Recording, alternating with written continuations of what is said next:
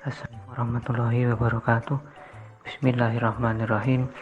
Rabbi shrah li sadri wa yassir li amri wahlul 'uqdatam min lisani yafqahu qawli. Amma ba'd. Perkenalkan, kami dari kelompok 3 yang beranggotakan Nurul Ma'rifah. Saya sendiri Freddy Vinodaya dan Harir Reza Fitria, yang pada kesempatan kali ini akan menjelaskan sebuah materi yang berjudul tindak tutur. Nah, di dalamnya nanti ada pengertian, tindak lokusi, tindak ilokusi, dan tindak perlokusi. Yang pertama, pengertian tindak tutur. Apa toh itu tindak tutur? Menurut Hudson, yaitu ujaran yang dibuat sebagai interaksi sosial. Sedangkan menurut Krida Laksana, tindak tutur adalah pengujaran kalimat untuk menyatakan agar suatu maksud dari pembicara diketahui oleh pendengar.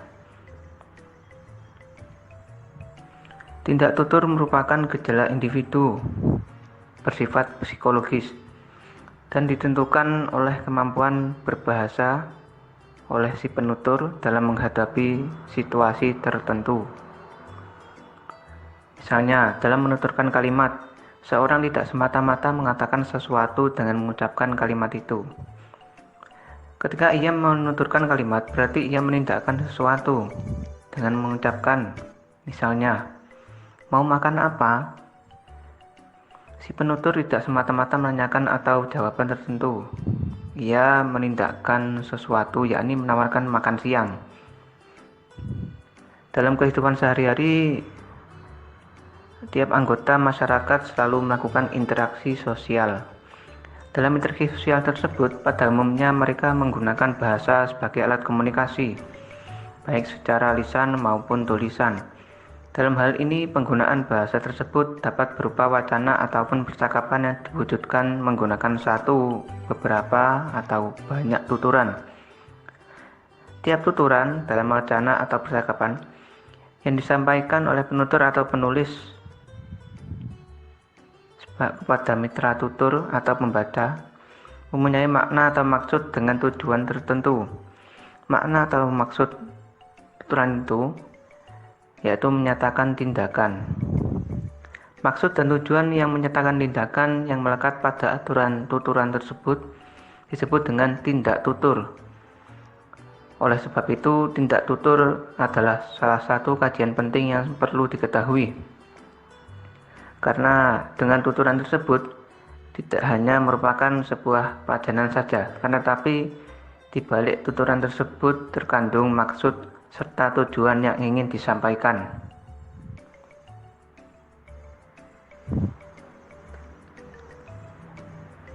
Yang pertama yaitu tindak lokusi.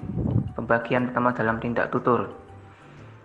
Tindak lokusi adalah tindak proposisi yang berada pada kategori mengatakan sesuatu.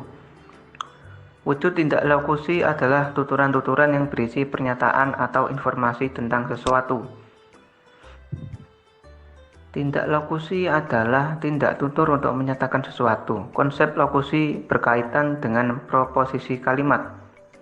Dalam hal ini, kalimat dipandang sebagai suatu satuan yang terdiri dari dua unsur, yakni topik dan komen. Contohnya, ikan paus adalah binatang mamalia terbesar yang hidup di laut.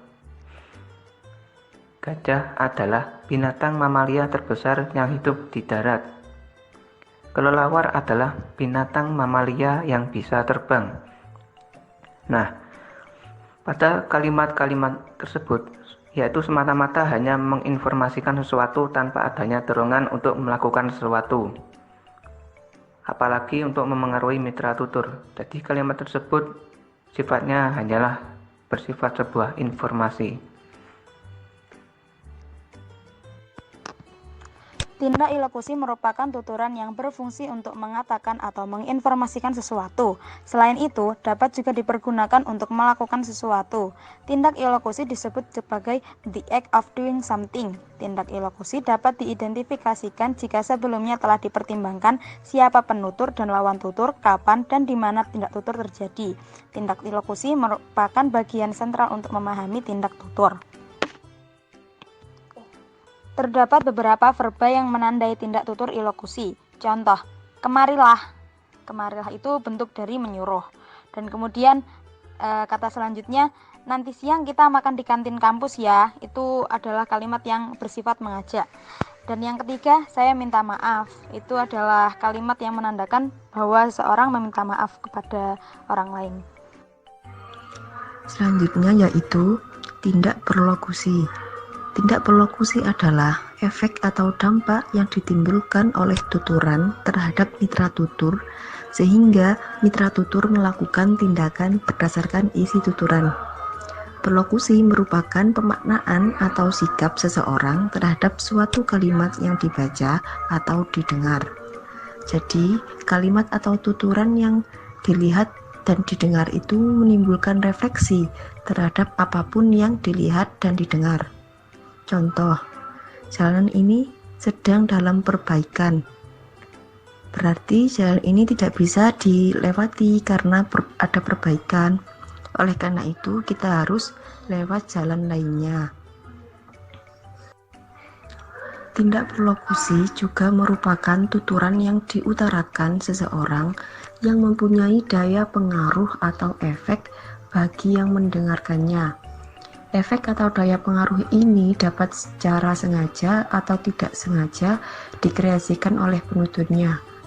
Tindak perlokusi ini juga disebut dengan the act of affecting someone, atau bisa dikatakan bahwa tindak tutur perlokusi adalah hasil atau efek yang ditimbulkan oleh ungkapan kepada pendengar sesuai dengan situasi dan kondisi pengucapan kalimat itu.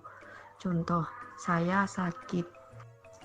Dari ungkapan tersebut, dampak atau efek yang ditimbulkan kepada si pendengar adalah dia harus membawa ke rumah sakit atau memberinya obat.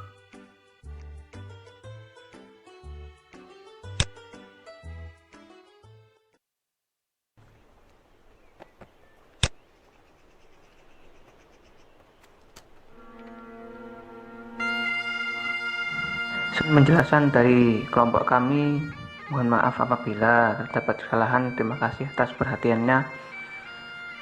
Sekian, assalamualaikum warahmatullahi wabarakatuh.